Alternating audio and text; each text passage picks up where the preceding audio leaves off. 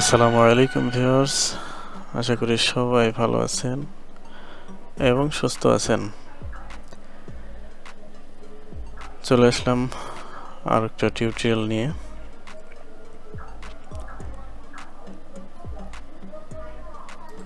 সবাই সাথে থাকবেন এবং মনোযোগ সহকারে দেখবেন। আজকে আসলাম মাইক্রোসফট এক্সেলের অ্যালাইনমেন্ট অপশনটা নিয়ে। আমরা আজকে দেখব মাইক্রোসফট এক্সেলের অ্যালাইনমেন্ট অপশন। তো আমরা প্রথমে এক্সেলে চলে যাব,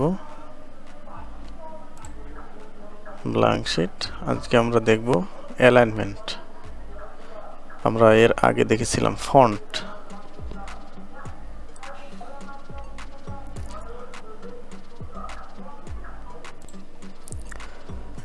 তো আজকে আমাদের অ্যালাইনমেন্টের মধ্যে কি কি থাকতেছে,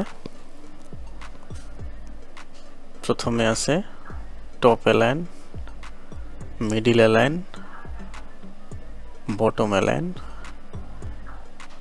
align left, align centre, align right. এখানে আছে ওরিয়েন্টেশন আর ইনক্রিজ ডিক্রিজ। এটা সাধারণত আমরা ইউজ করি না কাজের ক্ষেত্রে, তারপর আমি দেখাই দেব। এই পাশে আছে ওয়ার্ক টেক্সট আর এখানে আছে মার্জেন্ট সেন্টার।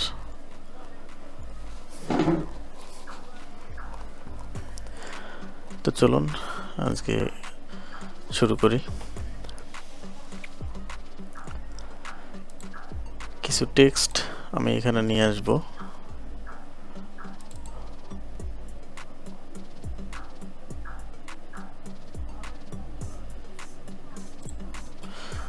এখান থেকেই দেখাই। প্রথমে আছে আমার টপ অ্যালাইন, অর্থাৎ আমার সেলটা যদি একটু বড় হয়, আমার রোটা যদি একটু বড় হয়, এখানে ভিলুকআপটা লেখাটা নিচে আসছে, এটাকে আমি যদি টপ সিলেক্ট করে দিই তাহলে আমার টপে চলে যাবে।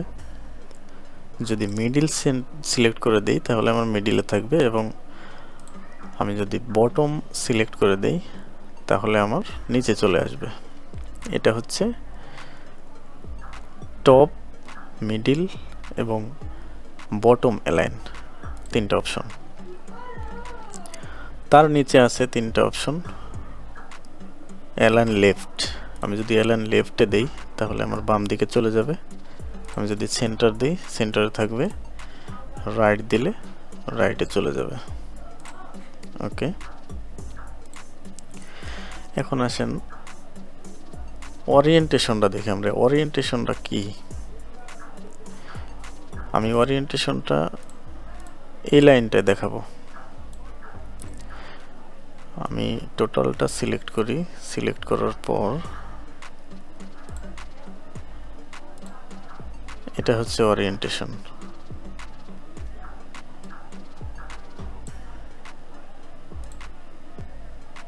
এটা হচ্ছে অ্যাঙ্গেল কাউন্টার ক্লকওয়াইজ, আর এটা হচ্ছে অ্যাঙ্গেল ক্লকওয়াইজ।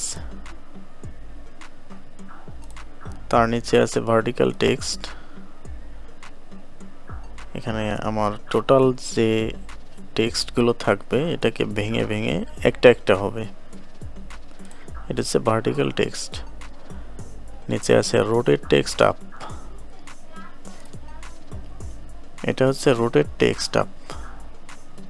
ওকে, তারপর আছে rotate text up down, rotate text down. তারপরে আছে ফরম্যাট সেল অ্যালাইনমেন্ট, এটা হচ্ছে আমার টোটাল প্রপার্টিসটা।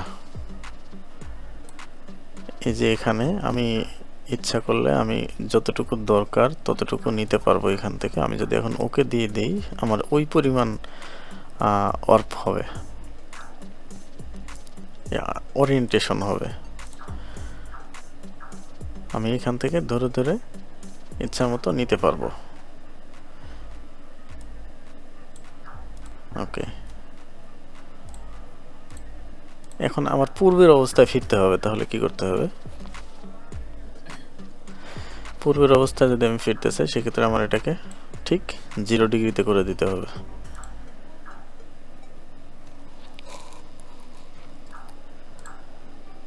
আমি এখানে ওরিয়েন্টেশনটা এখানে লিখেও দিতে পারবো 10, এটা হচ্ছে প্লাস। আমি যদি আগে মাইনাস চিহ্নটা দিয়ে দিই, মাইনাস চিহ্নটা দিলে আমার নিচের দিকে চলে আসবে, আর যদি মাইনাস চিহ্নটা উঠাই দেই সেক্ষেত্রে আমার উপরের দিকে চলে যাবে।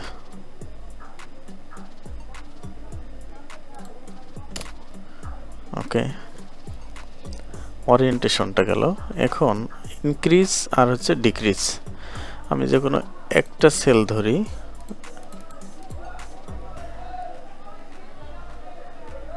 এটা হচ্ছে ইনক্রিজ ইনডেন্ট, এটা হচ্ছে ডিক্রিজ ইনডেন্ট। এটা আমরা সচরাচর ইউজ করি না, যদি কারোর কখনো দরকার হয় সেজন্য আমি দেখালাম। এটা হচ্ছে ইনক্রিজ আর হচ্ছে ডিক্রিজ। তো আমি এটাকে সেন্টার সিলেক্ট করে দেবো আবার। ওয়ার্প টেক্সট, ওয়ার্প টেক্সটটা কি আসলে? ওয়ার্প টেক্সটটা হচ্ছে আমার সেল অনুযায়ী যদি টেক্সট বেশি হয় সেক্ষেত্রে আমার ঘরটা বড় হয়ে যাবে অটোমেটিক্যালি, অথবা নিচের দিকে একটু ঘরটা বড় হয়ে যাবে।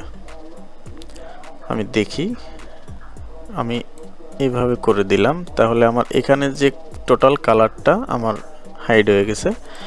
আমি যদি এই টোটাল ঘরটা সিলেক্ট করে ওয়ার্প টেক্সট অপশনটা দিয়ে দিই সেক্ষেত্রে আমার কিছু ঘর বড় হয়ে গেছে, সেটা হচ্ছে আমার টোটাল কালারটা একই ঘরের মধ্যে দেখাচ্ছে। আমি যদি ওয়ার্প টেক্সটটা উঠাই দেই তাহলে আমার আবার পূর্বের অবস্থায় ফিরে যাবে। এটা হচ্ছে মূলত ওয়ার্প টেক্সট।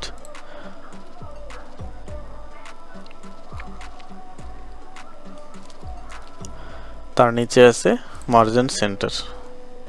ওকে, আমার এখানে মার্জ করা আছে একটা, আমি এটাকে উঠাই দেব।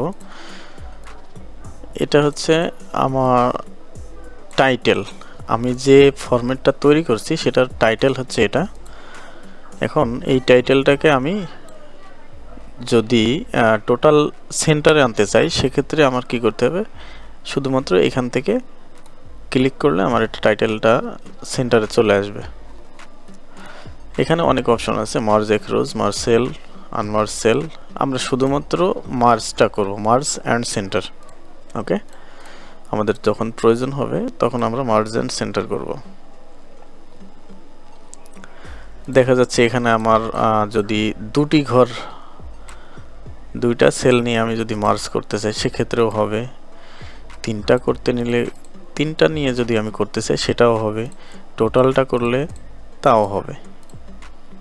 এটাই হচ্ছে মূলত আজকের অ্যালাইনমেন্টের অপশনটা। তো আপনার ভিজিট যদি প্রথম হয় তাহলে অবশ্যই সাবস্ক্রাইব করে পাশে থাকবেন, আর যদি সাবস্ক্রাইব করে থাকেন তাহলে অসংখ্য ধন্যবাদ। অবশ্যই নিউ কিছু দেওয়ার চেষ্টা করব আপনাদের, সবাই দোয়া করবেন আমার জন্য। আল্লাহ হাফেজ, আসসালামু আলাইকুম রহমতুল্লাহ।